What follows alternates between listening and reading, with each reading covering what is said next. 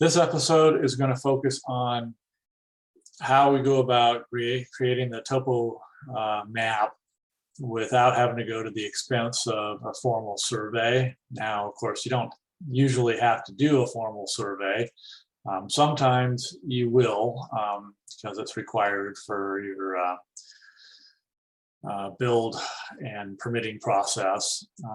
But what we're doing here is just something that's going to hopefully be pretty professional looking and sufficient for our design review folks in Deer Canyon Preserve. So some of the things you got to be aware of in our world, and your land may be totally different, and what you have to do. Everything's different. Every county is different in this country. And of course, outside the United States, it can be even much different than what we typically do in the United States. But what we're hoping here is to get the example of a topo design and how it's done, how we did it, as I provided this to John for him to pull into AutoCAD and do all the fine detail work that he's a real expert with AutoCAD. I'm not. I've played with AutoCAD once or twice before, and it's just overwhelming to, in my opinion, to get familiar with it. But hey, if you're someone who's really competent with AutoCAD, you could probably do this all on your own. But maybe you have challenges on getting to the point of having a good contour map. And so that's what this episode is all about, is moving on, showing you how I went ahead and produced the topo map, all the data points, using Google Maps and Google Earth Pro and QuickGrid, and another little website that helps pick up all the latitude, longitude, altitude positions and stuff. So I think you'll find it really informative and helpful if you want to do this yourself. If not, if you find it too intimidating, no problem. And on our about page of our channel, at the very bottom of it, if you scroll down, you'll find a link to John's design site, and you can follow that and always hire John to assist you, and you can go from there. But anyway, with no further ado, let's jump into this, and we will start with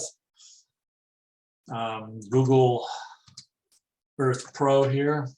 And so here we go, sharing screen. I'm going to put this little window here out of my way here.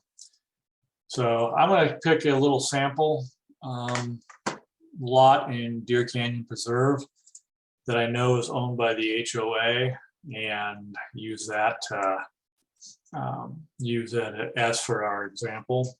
So let me put the address in.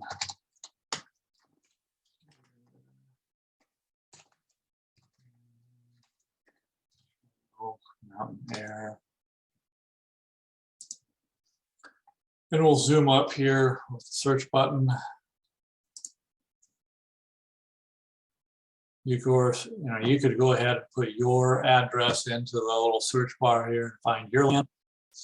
So we've zoomed up here. This is part of a build site, and I think it's about a 15, 17 acre lot that's owned by the HOA, so it's not something that can be built on.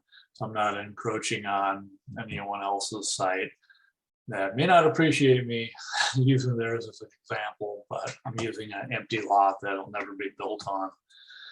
So I'll zoom up a little more. And I chose this lot because through here, there's a lot of mountains here, so you get a good example of what the topo map would look like, and a lot of steep little marks and indicators of contours and stuff. It could be really informative. So this is about where I'm going to start at, but to really utilize this first, you need to find your boundaries, state boundaries of your your land, and I'm going to jump over to Google Maps. This is the way I do this. So here's Google Maps.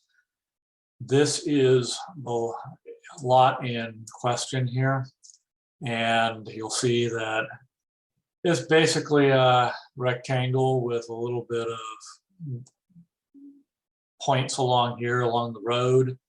What I like to do is have a little notepad file here that I can just take my measurements and have a little bit of basic information about the coordinate points. And I use GIS data that I can find. So what I'll do is I'll zoom up a little more so I can get a real close point here. If I click on it, you'll see a little marker just popped up here, and down below I've got the lat long positions from Google Maps, and I go ahead and grab a coordinate here, and this is the northwest stake, where a stake possibly might be. So I go ahead and save that.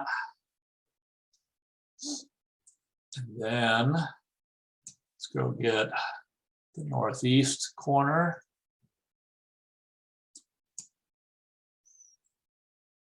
So I'll try to capture that point.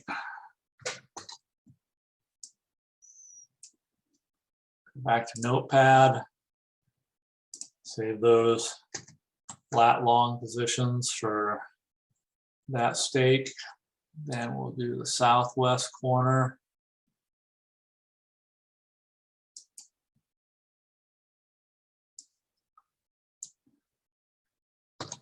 Capture that. I'm just pressing Control C. You could also just right click with your mouse and do a copy. And again, that's Control C if you're not real familiar with picking up and copying things. Southwest, that's that one. And then I'll move over here, grab this coordinate position.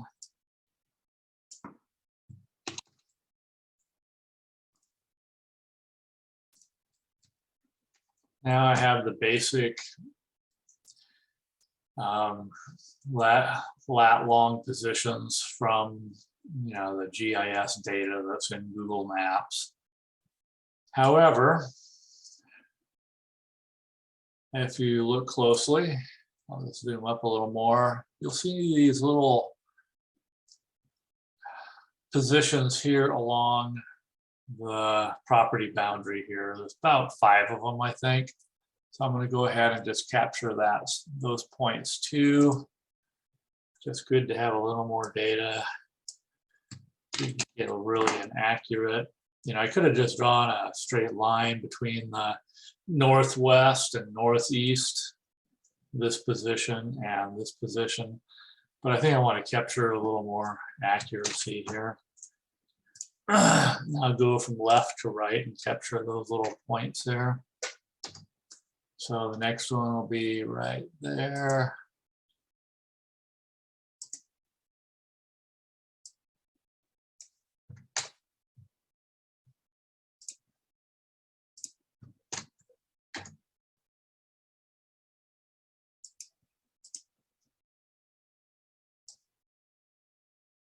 Another point. You notice too that I'm not getting the altitude at this point, but there is a way to go look that up and find the altitude down to 1/10 of a foot. It's pretty accurate. And it's definitely a lot better than trying to use your phone and a GPS or GIS kind of data capture thing to find the lat, long, and altitude. My experience after doing a lot of testing is that those latitude, longitude positions are easily off by a yard, which when you have a build site or your land, your acreage, if you have 5, 10, 20, or 100 acres, whatever, being off by a yard or a few feet, whatever, isn't a big deal for the most part. However, if you had like a little city lot and you got all these setbacks, and you got to be pretty careful and pretty accurate in that case, because it's the setbacks, it's easy to be off by a foot, and all of a sudden your the building you're doing, your home site, and the home you're building could be actually going past the setbacks, and you never know if some municipal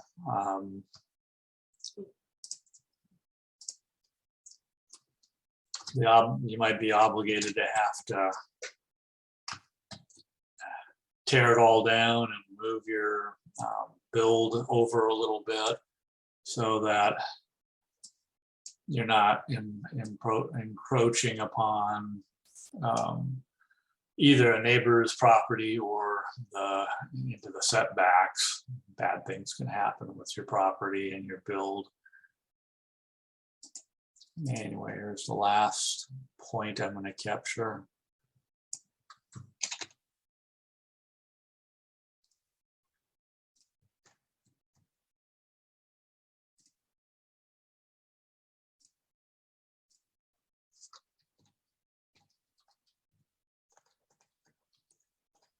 At some point, I'll get the altitude recorded.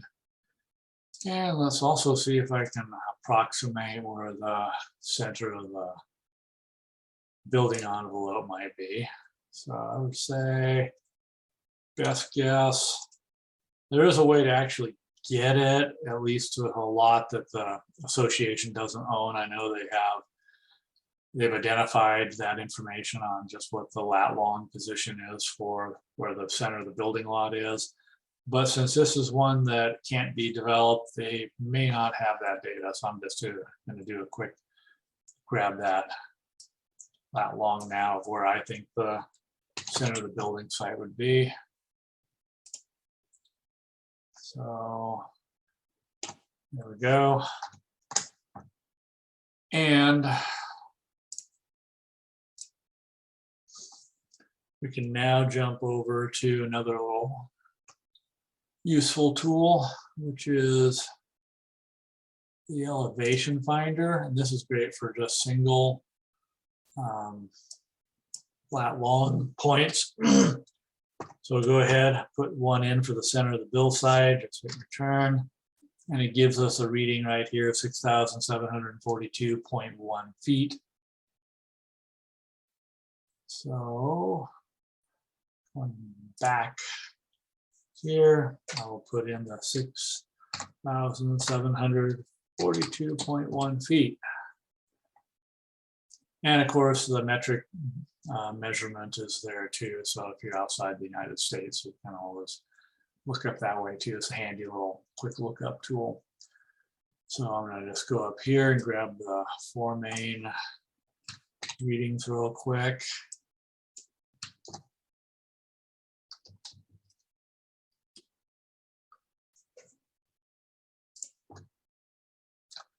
$66.86.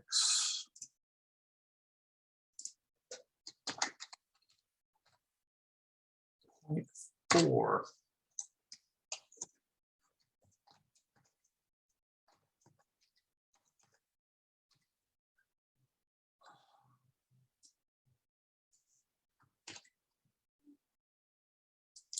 Let's grab the next stake. Elevation 6742.1.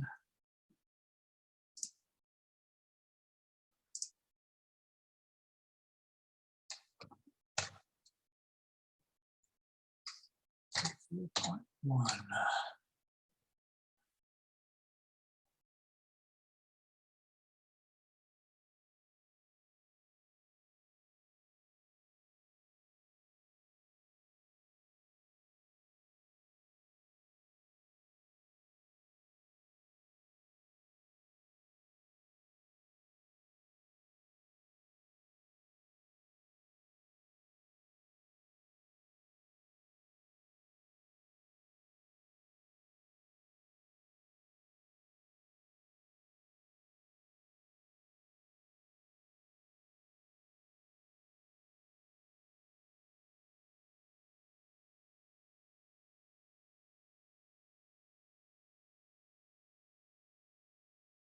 Okay. So that is how I go back and get some quick altitude measurements on the lat long positions of some key points. And go ahead and save it. Thank you for watching an episode of Nature Preserve Life in Mountain Air, New Mexico. If you'd like to follow along and support our channel, please press the subscribe button and gong that bell to be notified. After all, it's free. Free is a very good price. In the future, we will plan to focus our episodes on our eco-friendly build of earthen construction and dark night astronomy, that big guy there, and tourism of the regional area, as well as establishing a Patreon account for the sole support of wildlife in Deer Canyon Preserve. So stay tuned. Cheers.